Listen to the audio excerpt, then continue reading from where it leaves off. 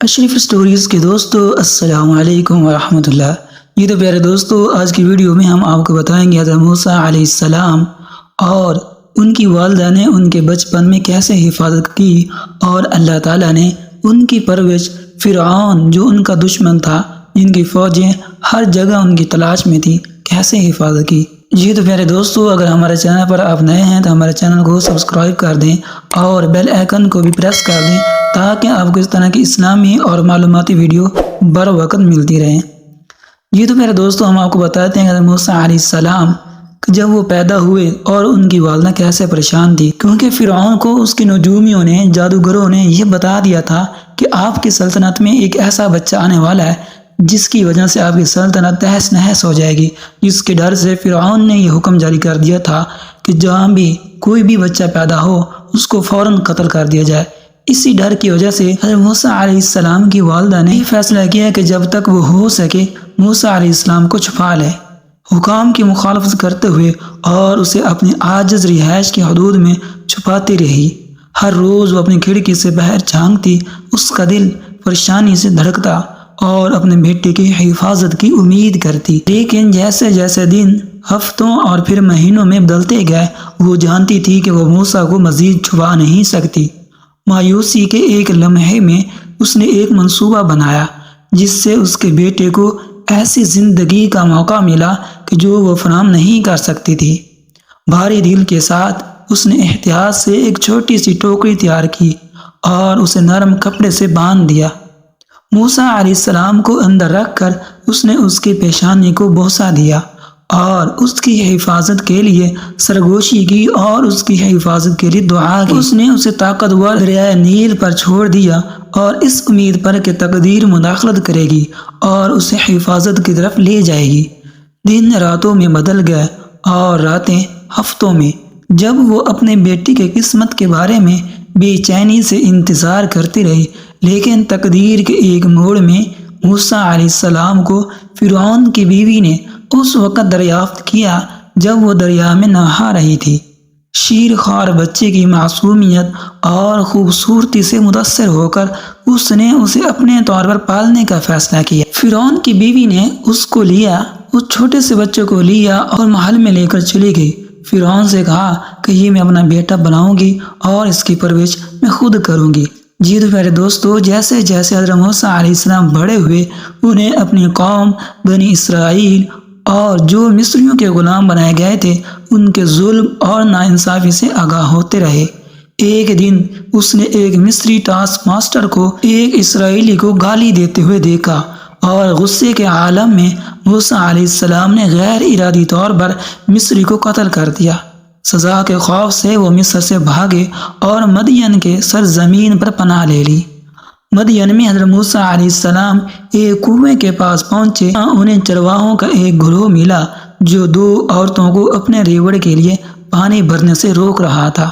موسیٰ علیہ السلام نے ان کی مدد کی اور جلد ہی پتہ چلا کہ یہ دو عورتیں نیک آدمی حضرت شعیب علیہ السلام جو کہ ایک پیغمبر تھے اس کی بیٹیاں تھیں۔ موسیٰ علیہ السلام کو شعیب نے مہمان نوازی کی، آخر کار اپنی ایک بیٹی جس کا نام زپورہ تھا اس سے شادی کروا دی۔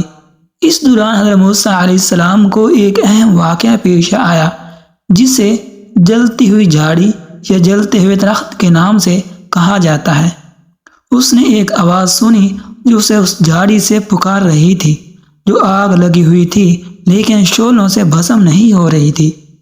یہیں پر خدا نے موسیٰ سے بات کی، اسے حکم دیا کہ وہ مصر واپس جائیں اور بنی اسرائیل کو ان کی غلامی سے آزاد کروائیں۔ یہ تو پیارے دوستو، مصر واپس آ کر حضرت موسیٰ علیہ السلام نے فرعون سے اپنی قوم کی رہائی کا مطالبہ کیا۔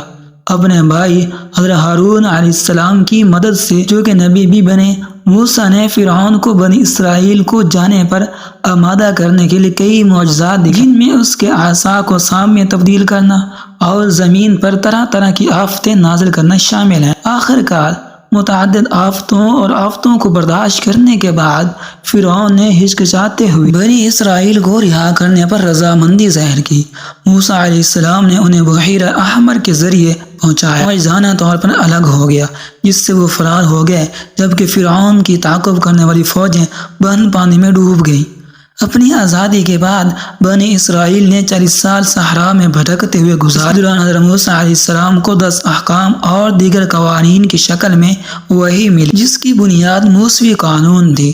حضرت موسیٰ ایک نبی اور آزادی کے رہنما کے طور پر ان کے کردار کے لیے قابل احترام ہیں، جنہوں نے اپنی قوم کو غلامی سے نکالا اور خدا کے قوانین کو ان تک پہنچایا۔ وہ ابراہیمی عقائد میں سب سے بڑے پیغمبروں میں سے ایک سمجھا جاتا ہے اور اس کے طور پر وہ خدمت کرتے رہے۔ حضرت موسیٰ علیہ السلام بنی اسرائیل کی آزادی اور اللہ کے پیغام کی تبلیغ کے لیے فرعون کے پاس پہنچے، لیکن فرعون نے اس کے پیغام کو قبول کرنے سے انکار کر دیا اور بجائے اس کے کہ موسیٰ علیہ السلام کو اپنی حکومت کے لیے خطرہ سمجھا، اللہ تعالیٰ نے موسیٰ علیہ السلام کے ذریعے مختلف معجزات بھیجے تاکہ وہ اپنی حاکمیت کو ثابت کر سکے اور یہ ثابت کریں کہ موسیٰ علیہ السلام واقعی اس کے برگزیدہ رسول ہیں۔ ان معجزات میں سے موسیٰ علیہ السلام کے عصا کو سانپ میں تبدیل کر دیا، ان کے ہاتھ سے نور الہی پھیلنا شروع ہو گیا اور کئی دیگر قدرتی مظاہر کا سبب بنتے تھے۔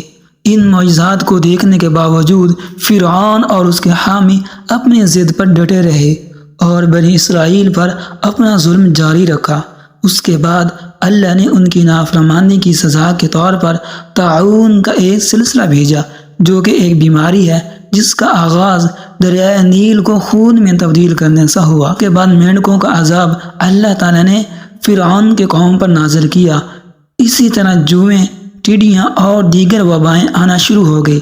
مصر پر آنے والے سخت مشکلات کے باوجود فرعون ضد پر قائم رہا اور بنی اسرائیل کو آزاد کرنے سے انکار کرتا رہا۔ آخر اللہ تعالیٰ نے موسیٰ علیہ السلام کو اور ان کی قوم کو مصر سے فرار ہونے کا حکم دیا۔ بنی اسرائیل معجزانہ طور پر بحیرہ احمر کو پار کر گئے، لیکن جب فرعون نے دیکھا کہ موسیٰ علیہ السلام اور ان کی قوم دریا سے جو کہ پانی چر رہا تھا اس میں سے گزر رہے ہیں تو ہم تو اس سے زیادہ طاقتور ہیں، ہم تو آسانی سے گزر جائیں گے، اس لیے ان کے تعاقب کرتے ہوئے وہ بھی اس پانی میں داخل ہو گئے۔ لیکن وہ اللہ تعالیٰ کا حکم تھا کہ وہ پانی حضرت موسیٰ علیہ السلام کے لیے ٹھہر گیا تھا اور اس کے لیے راستے بنا دیے گئے تھے۔ لیکن جب فرعون نے اس پانی میں قدم رکھا تو اللہ تعالیٰ نے پانی کو حکم دیا تو پانی تیزی سے چلنا شروع ہو گیا۔ اسی دوران فرعون اور اس کی فوج نے بنی اسرائیل کا تعاقب کیا، لیکن جب وہ سمندری تہہ سے گزر رہے تھے تو اللہ تعالیٰ نے ان پر پانی بند کر دیا اور فرعون اور اس کے سپاہیوں کو غرق کر دیا۔